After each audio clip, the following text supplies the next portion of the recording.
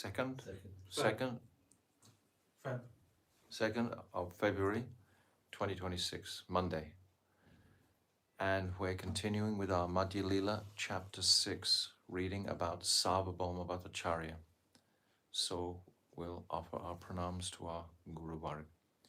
Gurave Gaura Chandraya Radhikaya Tadale Krishnaya Krishna Bhaktaya Tada Bhaktaya Namo Namaha Agyan Timirandasya Gyananjala Shalakaya Chakshu Unmilitam Jena Tasmai Shri Gurave Namaha Shri Caitanya Manobishtam Shtapitam Jena Bhutale Swayam Rupa Katamayam Dadati Swapadantikam Priya Sarupe, Daita Sarupe, Prema Sarupe, Sahajabi Rupe, Nijana Rupe, Prabhueka Rupe, Datana Rupe, Swavilasa Rupe.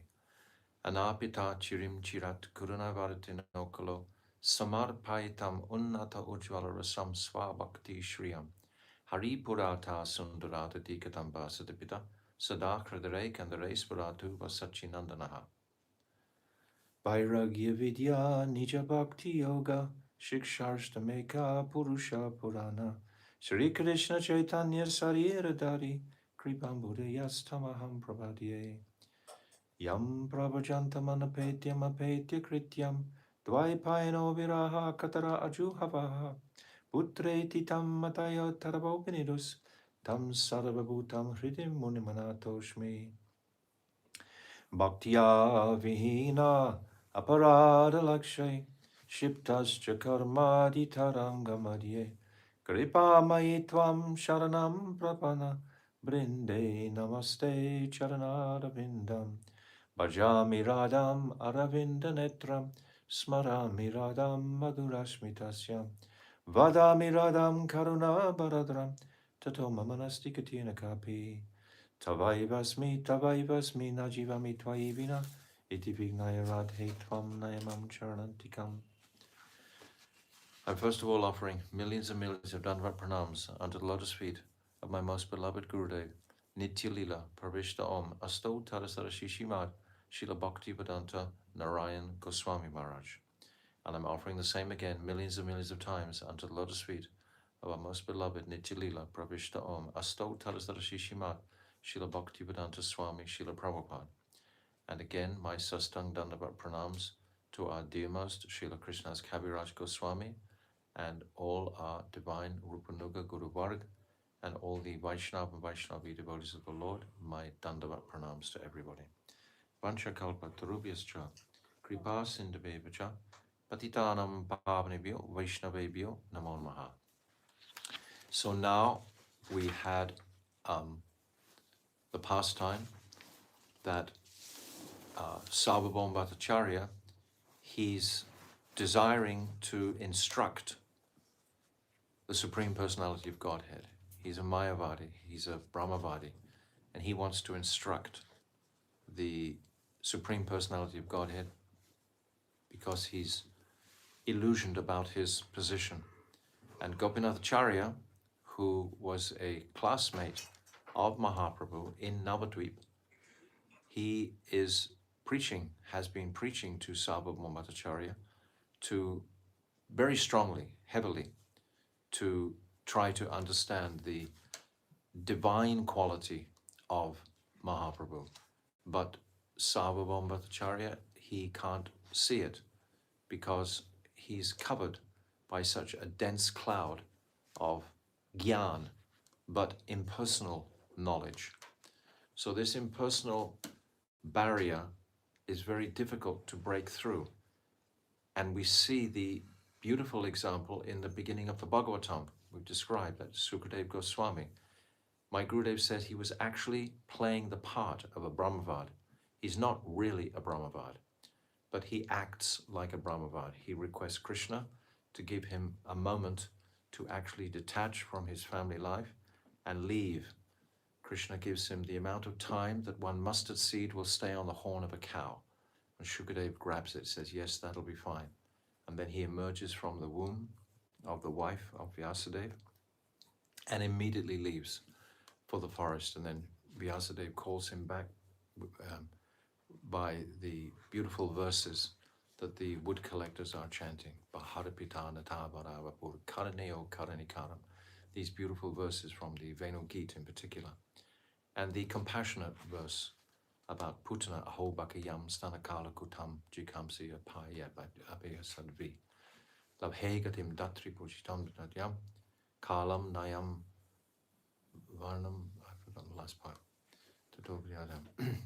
Anyway, this beautiful verse that Uddhav quotes in the third canto about the compassionate nature of Krishna giving Putana the final destination in Golok, even though she tried to kill him. So, what page is that? 148. Just get that. 148.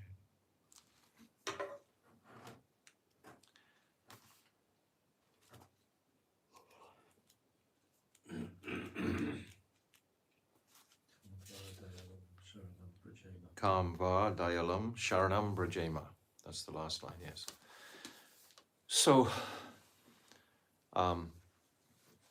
Gopinathacharya is speaking to Sarvabhauma Bhattacharya, who doesn't have faith. But Sarvabhauma Bhattacharya is not becoming disturbed. He's actually controlled in his conversation. It seems like Gopinathacharya is becoming a little bit agitated and frustrated at his attempts to enlighten Sarvabhauma Bhattacharya. But Sarvabhauma Bhattacharya has controlled his senses in this regard. And now we'll pick up where Gopinathacharya, he's giving verses from the Vedic scriptures. It's saying in verse 96, he's trying to set the praman for Mahaprabhu. So in verse 96, he's saying, hearing this, Gopinathacharya became very unhappy. He said to the Bhattacharya, you consider yourself the knower of all Vedic scriptures, all the impersonal Vedic scriptures. Then he said, Srimad Bhagavatam and Mahabharata are the two most important Vedic scriptures, but you have paid no attention to their statements. In Srimad Bhagavatam and the Mahabharata, it is stated that the Lord appears directly, but you say that in this age there is no manifestation or incarnation of Lord Vishnu. In this age of Kali, there is no Lila avatar of the Supreme Personality of Godhead. Therefore, he is known as Triyuga. That is one of his holy names. We should understand that when Kalki appears, Mahaprabhu appears, he is the repository of all the incarnations. He is that Swayam Bhagavan himself, Mahaprabhu. So therefore, within his form resides the Kalki avatar.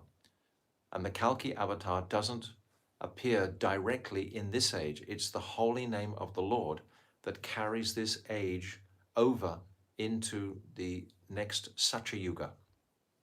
It purifies men's consciousnesses sufficiently to enlighten them to actually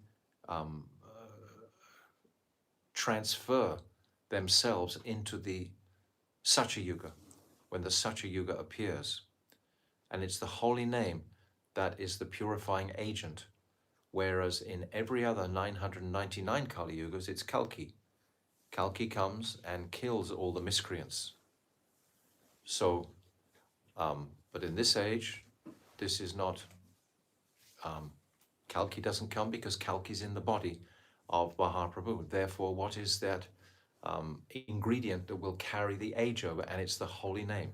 This is because there is the holy name in every Kali Yuga, but it's not empowered in the same way that it's empowered in this age, because Mahaprabhu directly is empowering the holy name. The holy name, the sadhan of the holy name is there all the time, in all the different Kali Yugas, the names of Lord Narayan, etc. But it's not empowered in the same way that it is in this Kali Yuga. This is Danya Kali Yuga.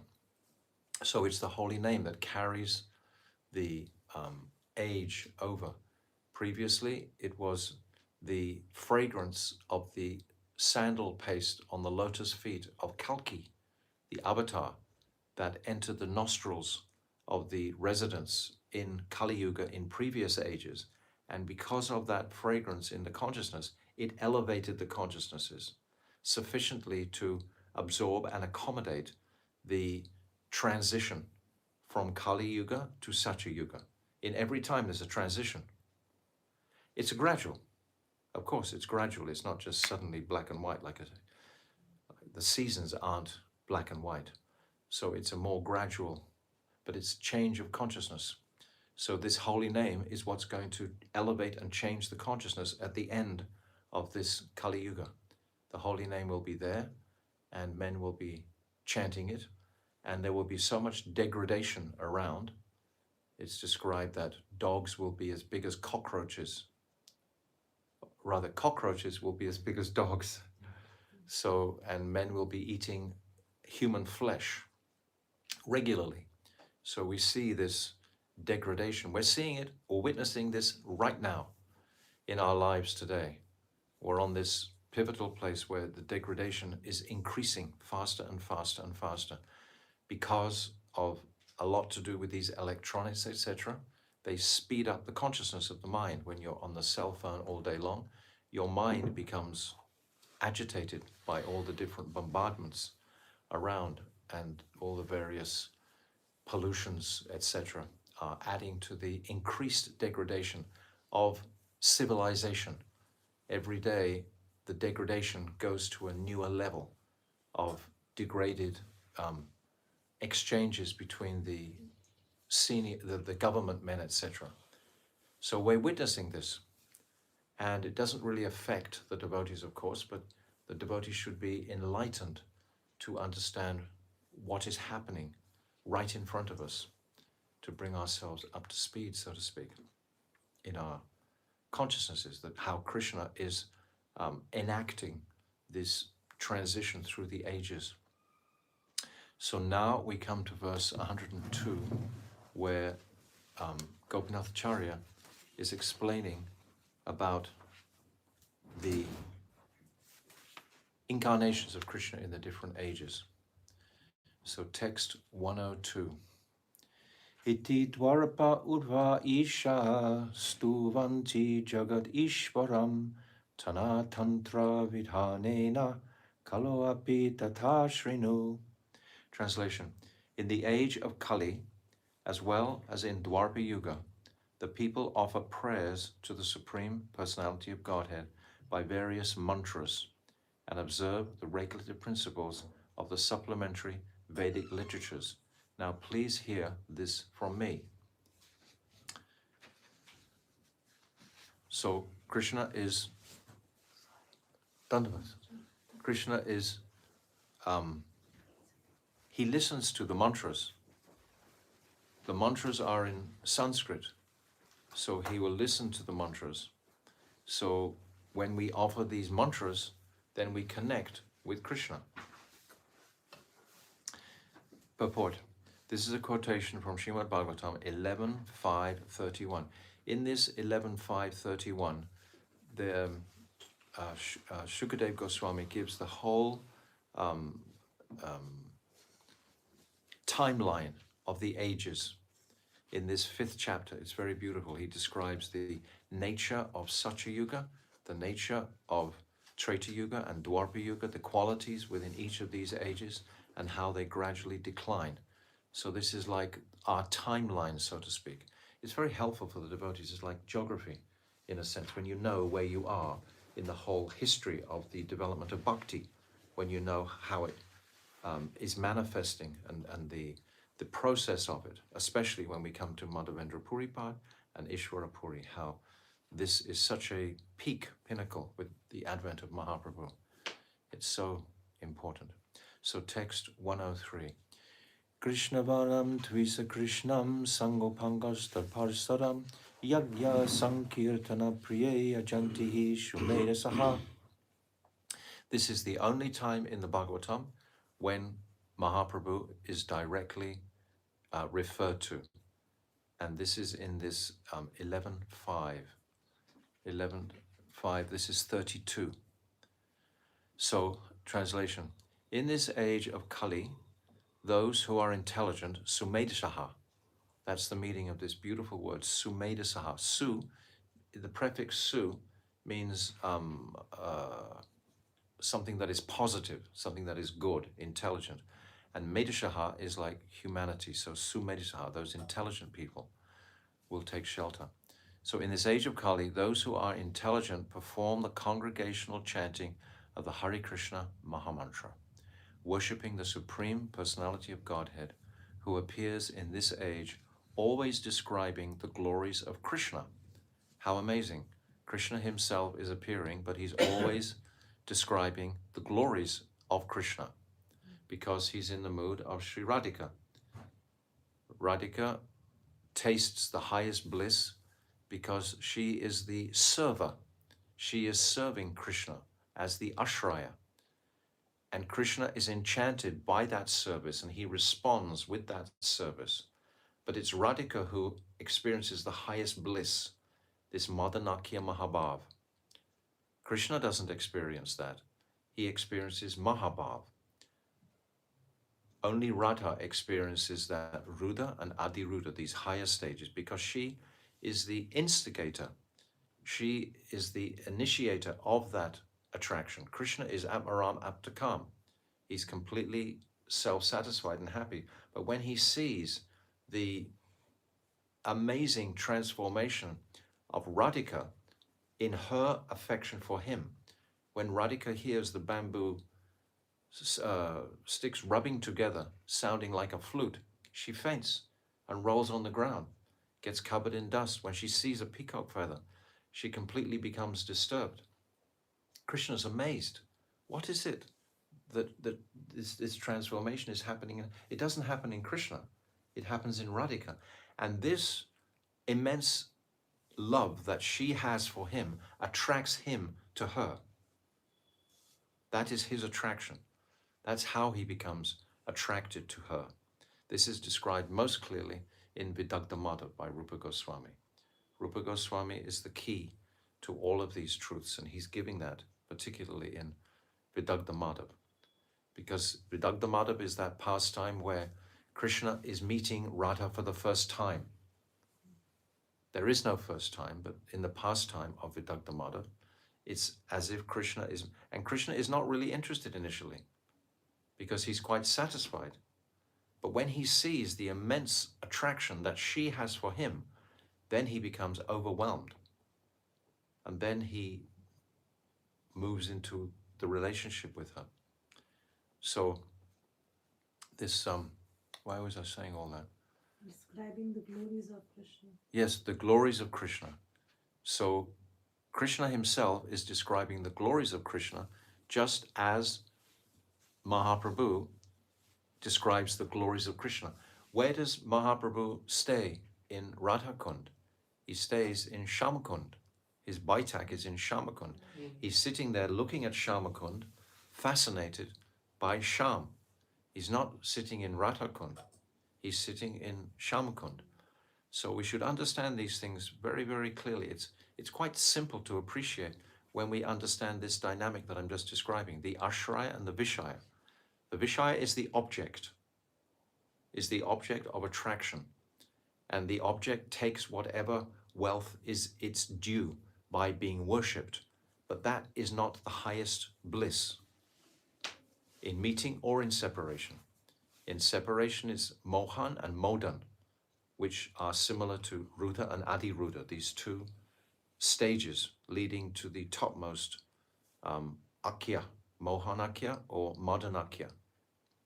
So it's quite simple, really, but this is the reason why Mahaprabhu has advented. But it's such a strange twist of, we have to really go in there to catch it. You can't just gloss it, so to speak. You know, you have to really consider what is the nature of love. What is this love between these two personalities? What is the nature of it? That's what Rupa Goswami's teachings are all about, particularly in Ujjvala Nilamani. And it's beginning from Bhakti Rasamrita Sindhu, but Ujjvala Nilamani, it describes all of these. And the essential ingredient of Braja Prem is Parakiya Ras. Without the Parakiya, then it has no, Braj Ras doesn't exist. Parakya means you've got to be very secret. You can't let anyone know about your attraction to your beloved Krishna. Everything is hidden. So it's secret in the heart. And it cracks the walls of all morality and takes the very reputation of the gopis away altogether, performing immoral acts with Krishna. They lose their shyness, they lose everything. There's nothing left in this material world of value for them. Their only value in existence is their attraction to Krishna. It's so powerful. It's so high, it's so splendid. And when we read about it and hear about it, particularly in Adi-lila chapter 4, this Adi-lila 4 opens the box about all of this. What is Gopi Prem? And this is our focus, this is our sadhya, to connect with this mood of the gopis, at least to appreciate them. And it takes years for us to actually appreciate it. Every single moment in Krishna consciousness is like a new light can go up in the consciousness, isn't it? It's like continuous, especially if you're chanting sufficiently. Everything becomes ignited. It's like you get rocket fuel and you just start moving along quick. And it happens throughout the whole day, every single day. These appreciations are manifesting about this sacred divine love. And if our consciousnesses can move into this area, then we will get the blessings of the Guru Varga. And this is all we've talked just the last 2-3 days, just on Nityananda, Tattva Nityananda mood, all coming from Nityananda. What is Nityananda's mood? He is the servant. Nitya Ananda, eternally blissful, because he is the first principal bhakta. Radharani is Krishna's lover. Nityananda is Krishna's bhakta. He's showing bhakti in the form of service by first of all manifesting as Sankarshan, and then the Mul Sankarshan, Mahasankarshan, all the thread coming all the way down from the Chatuvyuha, the first, and then the second. It's these expansions, all the existence aspect, the Sandini Shakti is all filtering down, coming from Golok, where Baladev manifests all the trees, the setting, the cows, the bodies. Radha and Krishna's bodies come from the Sandini Shakti. Sandini means existence. They couldn't have a body unless they were influenced by the Sandini Shakti. That's what it means, Sandini Shakti. Jayavadama explains this very clearly, that even their bodies, Krishna and Radha's body manifesting from the... So Baladev is doing all this in service. This is a real bhakta, full bhakti. What is bhakti? Service. Service is love. And I'm describing the mood of Radhika, how she melted Krishna's heart through her service to him. When Radhika is manifested, the only thing she's thinking about, is described in Srimad Bhagavatam, is how to satisfy Krishna's calm. Krishna has no calm. He's aptakam. And yet, he has calm when he sees Radhika. She inspires him to have that sense of desire. He has that to consort with Radhika. It's all in this bracket. And how can Sarvabhauma Bhattacharya conceivably understand any of what we've just talked about for the last 5 minutes? He's just sunk into logic, right? This is a jnani, dry. It can just crack, break with dust, has nothing. And vairagya. Gyan and vairagya make up what? We discussed many times. The Brahmajyoti. The two qualities of the Brahmajyoti are Gyan and Vairagya. Krishna has 6 qualities. His beauty is the first quality. That is the principle. That is the most attractive quality. His beauty is just so stunning.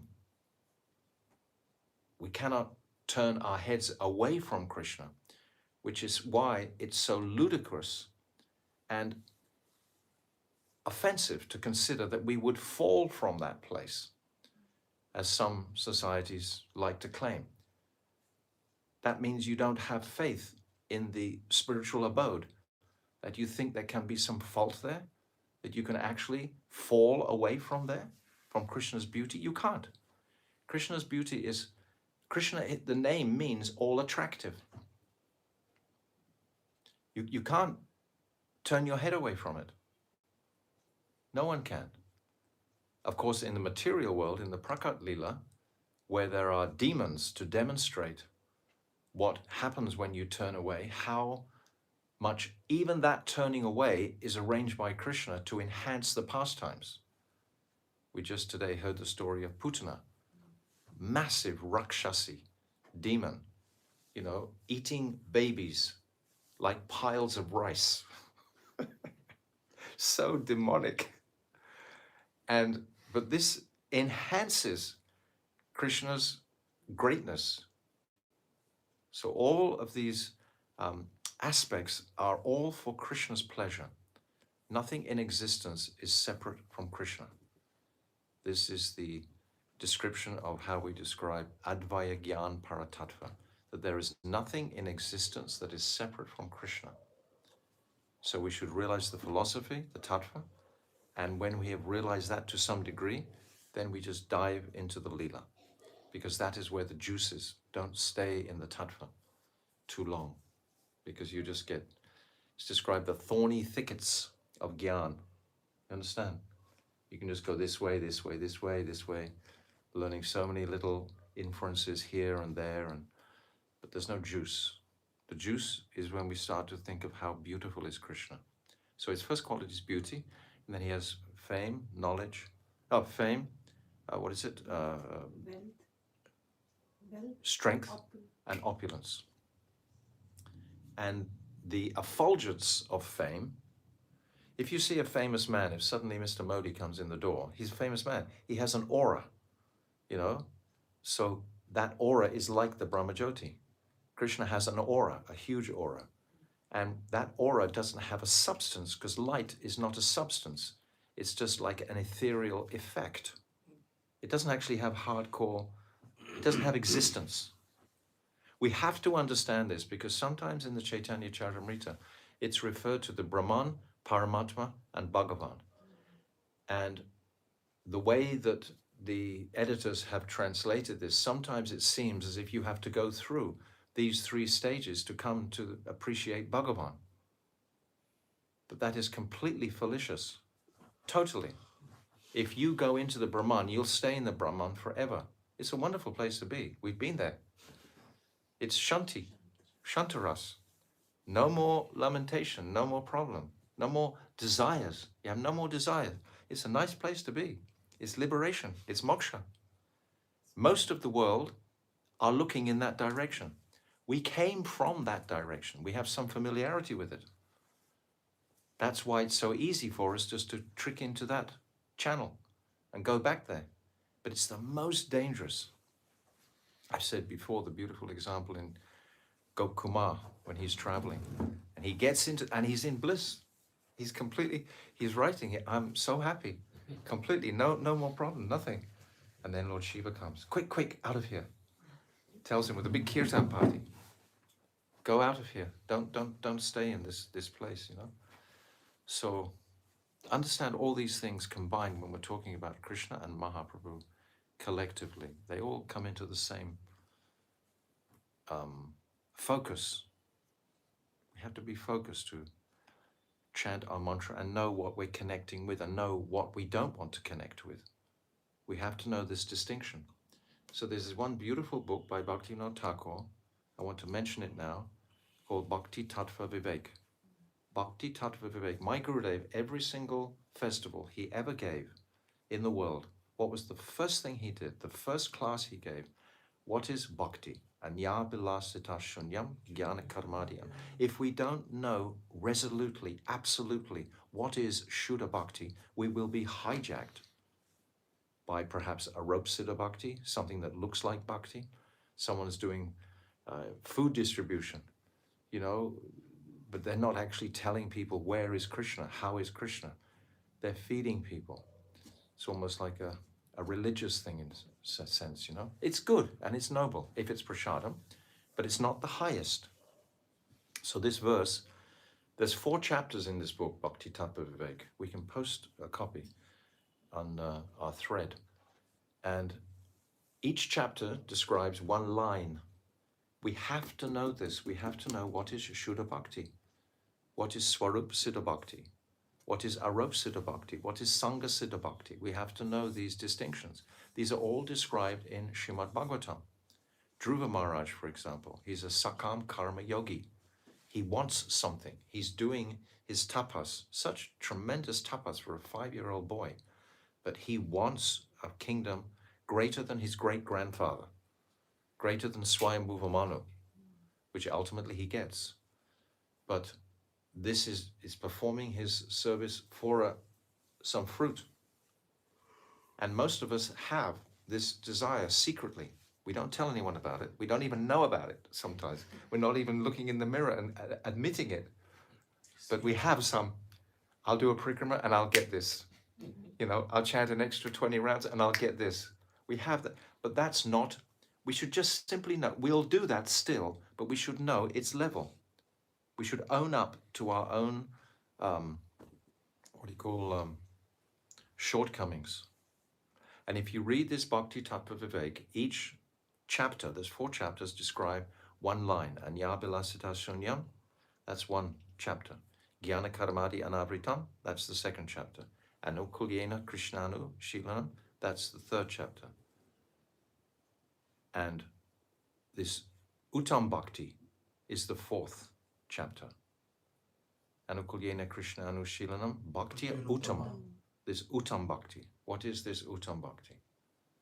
And there's the most beautiful description of this encapsulated form in the Bhakti Rasamrita Sindhu Bindu. There's 18 pages which flesh out this verse. We have to, that's the groundwork.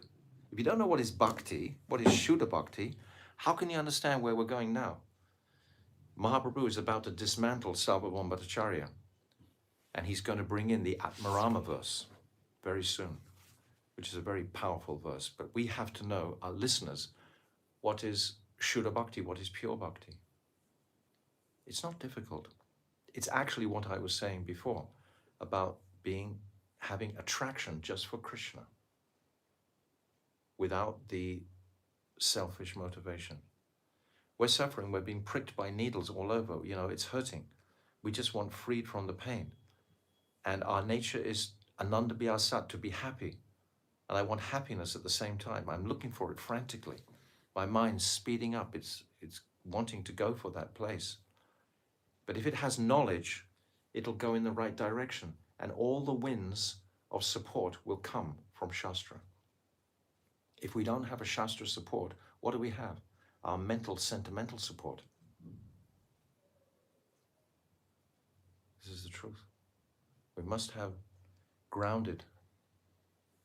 Sometimes people say, you know, I want to be grounded. We want to be grounded in Shastra. We have to be. And this verse describes what is bhakti. It's very important. So, I'll just start this translation again.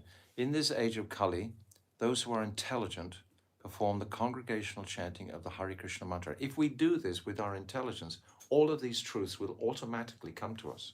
We don't have to make extraneous endeavor for these truths. If we chant this Mahamantra seriously, that's all we have to do. It's so simple because we're so stupid in this age. We're so dull. And it's not all our fault. It is our fault, not taking responsibility, but at the same time, the pollution of all the foodstuffs, the atmosphere, the sound vibrations, everything is like crunched on us, you know. We're in a war. It's a battlefield, you know, for the consciousness. And if we start to look more at the material situation to try and make my material situation happy, that's like a desire for liberation. I want to make my material situation comfortable and not have to suffer the pain and intensity of the consciousness. But if we take the Mahamantra, we'll develop that. So in this age of Kali, those who are intelligent perform the congregational chanting of the Hare Krishna. And those who preach this and take this around, they are the heroes of the age, those kirtaniyas. really, who propagate this kirtan, who appears in this age, always describes the glories of Krishna. That incarnation is yellowish in hue and is always associated with his plenary expansions, such as Nityananda Prabhu, and personal expansions, such as Gadadhar, as well as his devotees and associates, such as this verse, Krishna Varnam Tvisa Krishna, famous verse.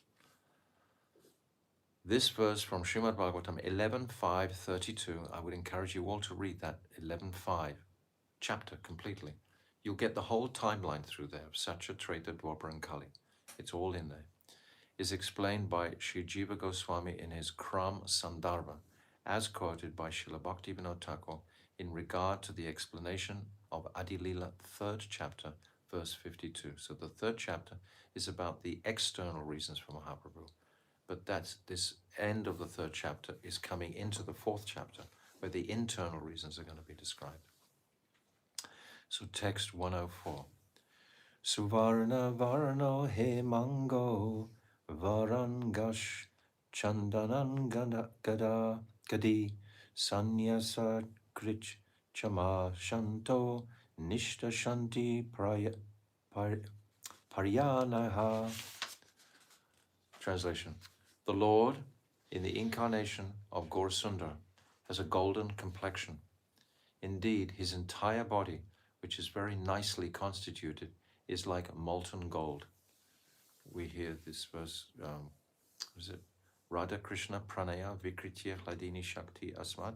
This is in the very beginning, describing Mahaprabhu's complexion is golden, because he's taken the golden complexion of Sri Radhika. It's her beauty that is enamoring the world. Her beauty walks in front of Mahaprabhu and just charms and attracts everybody. His tall, golden form, splendid. Immediately everyone is attracted. Beauty is the first quality I just described of Krishna, the most attractive quality.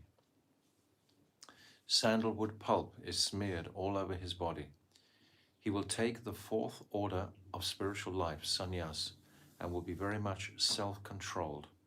So self-controlled, even when that sannyasi comes, what's his name? That Ramchandra Puri, and was offensive to Madhavendra Puri, and was telling them all not to eat sweets. Or first of all, he would feed all the disciples up to the necks, the devotees up to the necks with Mahaprabhu, and then he'd turn around and start accusing them all of eating too much. He'd bring all the food, all the Jagannath Prasadam, feed everyone up, more than they could eat, and then he'd turn around and accuse them all. They were all sannyasis for eating too much. A very, very, very envious person. But Mahaprabhu, the way he dealt with him, he followed every instruction that he was giving, because he respected him like his guru, because he was the disciple of Madhavendra Puri. So he held to the etiquette, even though he was such an obnoxious character. But he just let him run his way. We'll come to this pastime. So in that way, he was very much self-controlled, because Mahaprabhu started to reduce his eating while he was there, just to satisfy him. He will be distinguished from Mayavadi sannyasis in that he will be fixed in devotional service. So that's the distinction. These other Mayavadi sannyasis, they're not fixed in devotion. They don't know the sweetness of service. A Mayavad sannyasi, who does he serve? He serves himself. He wants to reach the highest stages of consciousness and the bliss of Brahman himself. That's his attraction. And even devotees practicing might fall under that illusion, wanting to get into the mystic wonderland more than into the grounded acts of serving the Vaishnavas, serving Krishna, serving the holy Dham, serving the holy name. If it's all in service, we're not in the picture. We're just concerned with that person or Thakur that we're serving is satisfied. We're only concerned with that, no remuneration. It's a high level, but the holy name can bring us to that place. That's its potency. Mahaprabhu didn't come to kill the miscreants. He came to purify the hearts of the selfish tendencies. Nityananda led the way. Purport. Gopinathacharya quoted this verse from the Mahabharata Vishnu Sahasra Nam Stotra, text 105. Tomara age eta katara nahi prayojan ushara pumite iene bijere roopana. Translation. Gopinathacharya then said, "There is no need to quote so much evidence from the Shastras, for you are a very dry speculator." He's really direct with Sarvabhauma Bhattacharya. There is no need to sow seeds in a barren land. It's full on. Because he knows he's just like blank. It's like a steel wall. He's got this, mind that is Mayavad. Text 106. Tomara opare tanra kripa yabe habe esaba siddhanta tabe tumhi iha kahibe. Translation. When the Lord will be pleased with you, you will also understand these conclusions and will quote from the Shastras. Text 107. Tomara ye shishya kahe kutarka nanasvad ihara ki dosha e mayara prasad. Translation. The false arguments and philosophical word jugglery of your disciples are not false of theirs. They have simply received the benediction of Mayavad philosophy. Mayavad philosophy is like hardcore. They want to enjoy themselves, and they won't look left or right. And somehow they'll twist it around. They put a spin on everything so that it comes back to them apparently relishing some mystical wonderland. Text 108. Yakchik tyoyo vadantam vidanam bai vivarda sambad bhuva bhavanti kurvanti kaisham muhu atma moham tasmai namo nanta gunai bhume ganaya bhume. Translation. I offer my respectful obeisances unto the Supreme Personality of Godhead, who is full of unlimited qualities, and whose different potencies bring about agreement and disagreement between disputants. Thus, the illusory energy again and again covers the self-realization of both disputants. Interesting verse. Very interesting. Both those who agree and disagree, just the contention on discussing Shastra, just having arguments about it, debates about it, goes on all the time. They have big assemblies where they have big debates and so on. It's actually distracting from glorification of the Lord. It's making one individual pundit appear famous because he's defeated other pundits. Text 109. So this is a quote from Srimad Bhagavatam 6.431. 109. Yuktam chashanti sarvatra basante brahmanayata mayam madhyam udgraya vadantam kim no durgatam. Translation. In almost all cases, whatever learned brahmanas speak becomes accepted. Nothing is impossible for one who takes shelter of my illusory energy and speaks under her influence. Wow. Purport. In this verse from Srimad Bhagavatam 11:22-4, the Supreme Personality of Godhead explains that his illusory energy can perform the impossible. Such is the power of the illusory energy. In many cases, philosophical speculators have covered the real truth and have boldly set forth false theories.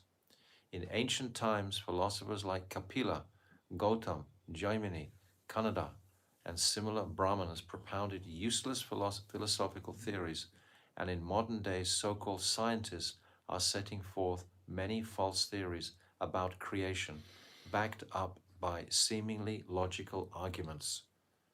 And they've convinced the public completely of absolute false situations. like the earth is round, for example. Anyway, it's the truth. Like we went to the moon. Prabhupada said emphatically, we didn't go to the moon. And many of the devotees couldn't handle that because the public voice was shouting loudly, yes, we went to the moon, we went to the moon. It's like the example of 3 billion drunks are not necessarily right because they're all shouting some false thing and you believe them. So we've been hijacked. We have to use our discrimination and hear the truth. This is all due to the influence of the Supreme Lord's illusory energy. It's very, very powerful. It's very powerful. Never underestimate Maya. She's so powerful. The illusory energy, therefore, sometimes appears correct because it is emanating from the Supreme Correct. The illusory energy, therefore, sometimes appears correct because it is emanating from the Supreme Correct. Okay, so Maya appears to be so correct sometimes. To avoid the very bewildering illusory energy, one must accept the words of the Supreme Personality of Godhead as they are, and not fabricate anything else on top of that. Only then can one escape the influence of the illusory energy. If one takes shelter of the Mahamantra, it will purify the illusion that we've been bound in for countless years, countless lives. Text 110.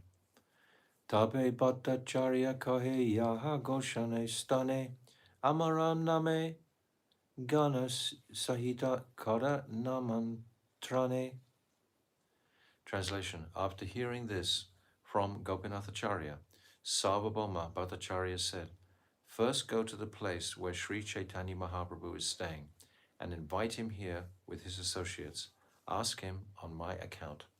So the Bhattacharya is not responding really to what Gopinathacharya is saying.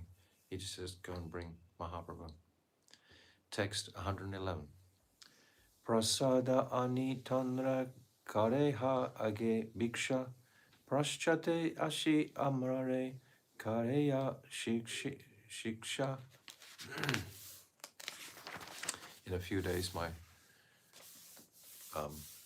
reciter will be here, I think, to chant these. These verses are very beautiful when they're sung nicely by someone who knows the language. Take Jagannath Prasadam and first give it to Sri Chaitanya Mahaprabhu and his associates. After that, come back here and teach me well. So, this is what Sarvabhauma Bhattacharya is saying. Text 112. Acharya Bhagini Matpati Syalaka Bhattacharya Ninda Stuti Hasya Shiksha Kore Na Acharya. Translation. Gopinathacharya was the brother-in-law of Sarvabhauma Bhattacharya.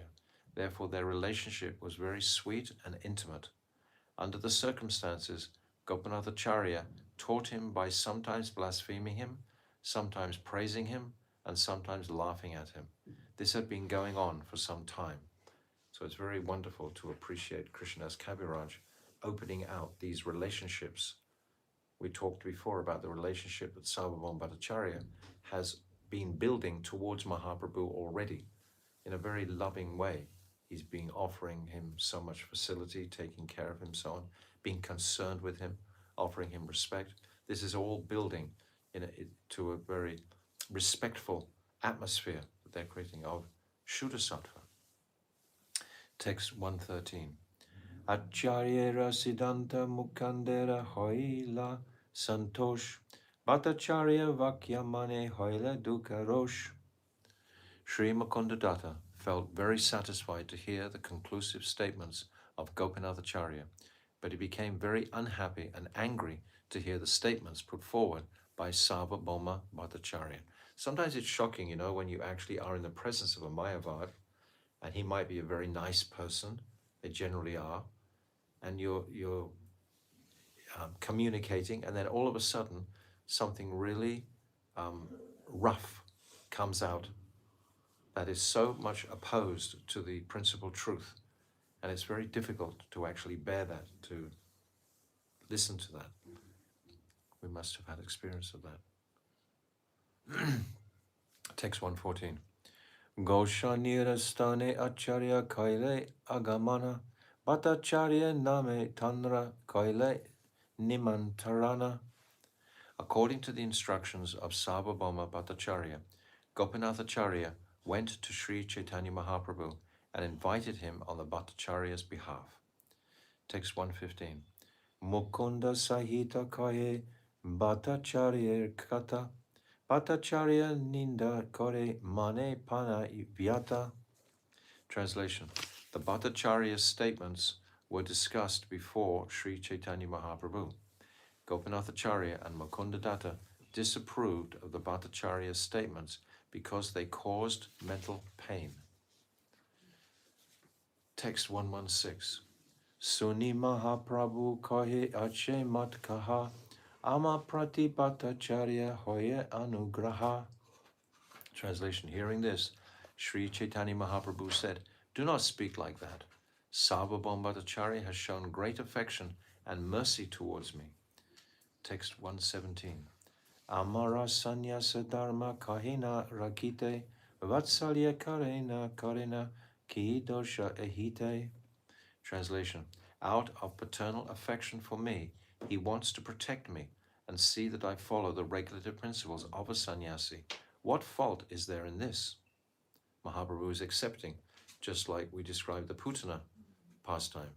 Krishna, he accepts Putana's desire to be like a mother. And for that, he grants her a nursemaid in Goloka Vrindavan. So here again, he's demonstrating that he's taking the best of Sarvabhauma Bhattacharya and the affectionate dealings that he's already shown him. This is very, and that's pastime I just mentioned briefly about Ramchandra Puri. Mahaprabhu also takes the best from there. And of Kashmiri, Keshav Kashmiri, when he defeats him, he also takes the best from there. Adarsha doshi, he doesn't see the fault. Dosha means fault. Adarsha, he doesn't. Adarsha means, darsha means to see, and adarsha means not to see. Adarsha doshi, he doesn't see the fault in others. He just sees the plus. He just sees that so he can give them some mercy. He's only come to give mercy. Krishna only comes to give mercy. Except to those hard, and even those hardcore people like Shishupal, etc., who are so, he still gives mercy in a different form, chops their heads off. Text 118. Are Dina Mahaprabhu Bhattacharya Sane Ananda Karila Jagannatha Darshane. Translation. The next morning, Sri Chaitanya Mahaprabhu and Sarvabhauma Bhattacharya together visited the temple of Lord Jagannath. Both of them were in a very pleasant mood. Text 119. Bhattacharya Sange Tanra Mandire Aila Prabhure Asana Diya Apana Visila. When they entered the temple, Sarvabhauma Bhattacharya offered Chaitanya Mahaprabhu a seat, while he himself sat down on the floor out of due respect for a sannyasi. This is not directly in front of Lord Jagannath, this is in the courtyard of the Jagannath Mandir. So, because a huge crowd is actually going to witness this extraordinary event in the courtyard, but Jagannath will have witness to this at the same time. Text 120. Vedanta padaite tabe aramba karila sneha bhakti kare kichu prabhura kahila. Translation. He then began to instruct Lord Chaitanya Mahaprabhu on Vedanta philosophy, and out of affection and devotion, he spoke to the Lord as follows. So out of affection and devotion, he's offering this. This is his seva to Sarvabhauma Bhattacharya. He's not aggressive in this. We have no mood of aggression coming from Sarvabhauma Bhattacharya. We have a little bit of mood of aggression coming from Gopinathacharya and disturbance and Mukundadatta. They're not happy. But Sarvabhauma Bhattacharya has not shown any mood like that. Purport. The Vedanta or Brahma Sutra, written by Srila Vyasadeva, is a book studied by all advanced spiritual students, especially by the sannyasis of all religious communities, sampradayas. The sannyasis must read the Vedanta Sutra to establish their final conclusions concerning Vedic knowledge. Here, of course, the Vedanta mentioned in the commentary of Sankaracharya, known as Sarika Bhasya. Sarvabhauma Bhattacharya intended to convert Chaitanya Mahaprabhu, who was a Vaishnava sannyasi, into a Mayavadi sannyasi. Wonderful. He therefore made this arrangement to instruct him in the Vedanta Sutra according to the Shariraka commentary of Sankaracharya. All the sannyasis of the Sankara Sampradaya enjoy seriously studying the Vedanta Sutra of the Sarika Bhasya commentary. It is said, Vedanta Vyakyeshu Sada Ramanta. One should always enjoy the studies of Vedanta Sutra. So this is the mood. Understand, Sankaracharya, his present influence was very strongly for 800 years. It's described, 200 years. He manifested in 800 AD. 800 AD, and Ramanuja was in 1028, something like that. So for 200 years, this Sankaracharya philosophy was very, very powerful. And just prior to Sankaracharya, Lord Buddha, the Sakyasingha Buddha, the false Buddha, had advented. And just prior to him, the Avatar Buddha had manifested. So this is like the history, the current. It's all being like directed towards my Buddha avatar advented to stop the cow killing in the yajna. Cow killing had become common when they were performing the sacrifices. They were starting to enjoy eating the flesh of the cow rather than performing the sacrifice by infusing the cow with new life, or the horse with new life, which is what the yajnas were actually principally about. So he came with the philosophy of ahimsa.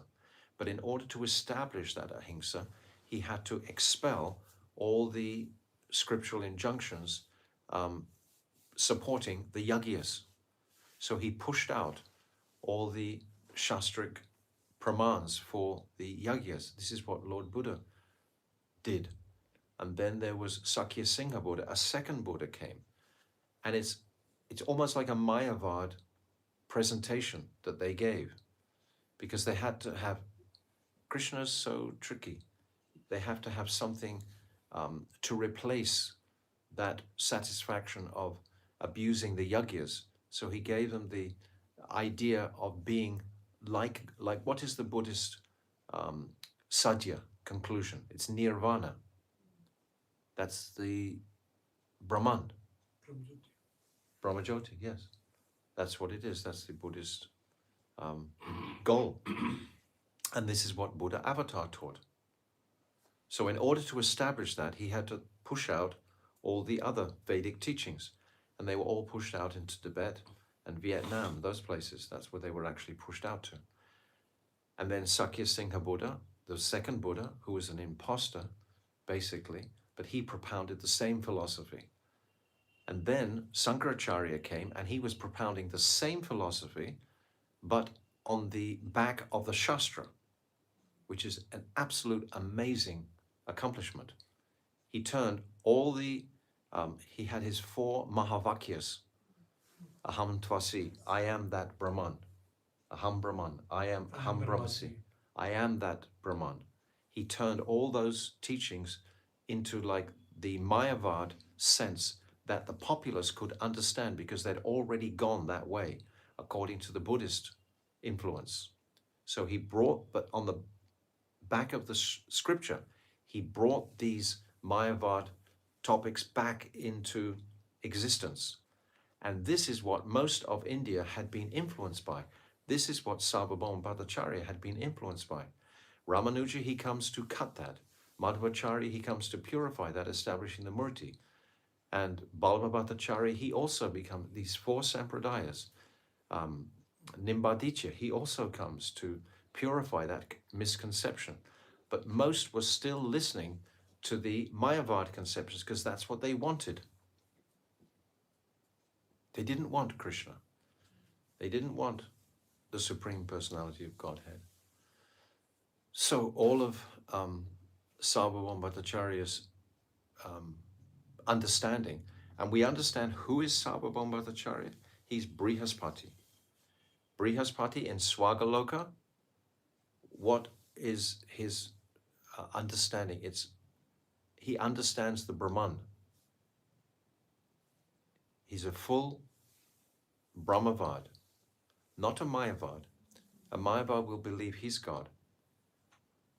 Brihaspati believed that the highest conception was the impersonal truth of the Brahman. That's what he believes. And therefore, all the Devas believe the same thing because he's their spiritual master. So they're all like Brahmavads. And we see this very easily. It's like Lord Indra. He's the king of the Devas. And he comes and he realizes the mistake he's made in trying to annihilate all the Brijbasis with the rain and Govardhan. And he begs forgiveness humbly, cries, weeps, goes through all kinds of pain, recognizing Krishna's supremacy. And a few weeks later, Krishna asks him for a parijat flower and he says no. So what is his understanding of the Supreme Personality of God? He still thinks at heart that the Supreme is the Brahmajyoti, the impersonal. They haven't actually translated that impersonal into the living ideal of the Lord. Do you understand? I have to understand these things. So I think we'll start this tomorrow. So the next translation is when the Bhattacharya is going to start to explain his vision of what is the meaning of Vedanta. Now, Vyasadeva has written this Vedanta. It's coming from Vyasadeva, and it's the most sublime, beautiful, and it's capsulated in the Srimad Bhagavatam. The Srimad Bhagavatam is the cream of Vedanta. If we know the Srimad Bhagavatam, then we understand the precepts of the Vedanta Sutra. But because it's all only personal from top to finish, especially when we come to the 10th canto. It's like the face of the Lord. The first 9 cantos are just somewhat like that they're making the ground level for the 10th canto. The Bhagavatam is explaining the history of the Lord. But it's only when we get to the 10th canto that we actually see the Lord. It's like a build-up through the first 9 cantos. It's cutting many jungles of Mayavad in different places. Certainly in Bhaktivedanta Swami Prabhupada's commentaries, he starts from the very beginning of cutting the Mayavad jungles. But when we get to the 10th canto, it's only the shining face of the Lord and all his most personal pastimes as a child with Mother Yashoda, Nanda Baba, all the cowherd boys, and particularly after the 21st chapter, the Venu Gita, then it starts the loving relationships with the gopis. And the crest jewel of the whole Bhagavatam is the Rasa Lila. And it's a build-up to come to that. It's also scientifically presented to us. We can use our rationale to actually move into it. But when we actually move into it, our rationale goes away completely. It doesn't have any standing. There's no logic. In the realm of the heart, there's only feeling and attraction. But that feeling has to be purified. If the feeling of the heart is towards the illusory energy, we can't come in to the speciality of the spiritual emotions. We're obstructed if we still want this and that and the other from the material world. How can we cross over the line? If we still want a little bit of the material flavor, if we think, well, that'll support me, how can we? So therefore, it appears externally to be a very austere path where the sadhak doesn't take anything from it, like Madhavendra Puri, doesn't even beg. But that is the highest place, because it's at the time of death, when we leave this body completely and all its purva samskar, all its previous impressions behind, which have no meaning really, they have no relevance. It's all rubbish that we've done for lifetime after lifetime, all of it. And we built our whole conception on the top of this fallacy.